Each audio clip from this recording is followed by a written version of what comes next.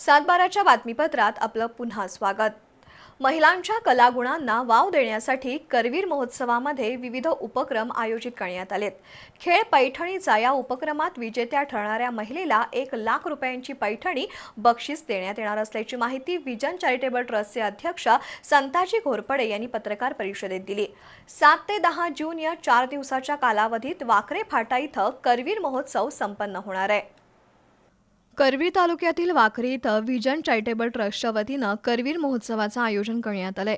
7 ते 10 जून या कालावधीत 10 एकर भव्य प्रांगणात हा महोत्सव होणार असल्याचं ट्रस्टचे अध्यक्ष संताजी घोरपडे यांनी सांगितलं। महिला बचत गटांना प्राधान्य आणि प्रोत्साहन देण्यासाठी मोफत स्टॉल दिले आहेत। विविध सांस्कृतिक कार्यक्रमांबरोबरच करमणुकीचे कार्यक्रम, स्पर्धा, लहान मुलांसाठी फन फेअर, झिम्मा फुगडी स्पर्धा, खेळ पैठणीचा, वेशभूषा स्पर्धा, नृत्य स्पर्धा होणार आहे। लघु नाटक तसंच विठ्ठल वासकर महाराज यांचं कीर्तन, विजयालक्ष्मी शिरगावकर यांचं स्वामी समर्थ चरित्रावर प्रवचन आणि जागर असे धार्मिक कार्यक्रमही आयोजित केले आहेत।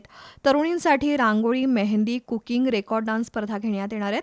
जिल्ह्यातील महिलांनी करवीर महोत्सवात सहभाग नोंदवून आनंद आणि व्यवसाय वृद्धी करावी असं आवाहन संताजी घोरपडे यांनी केलंय।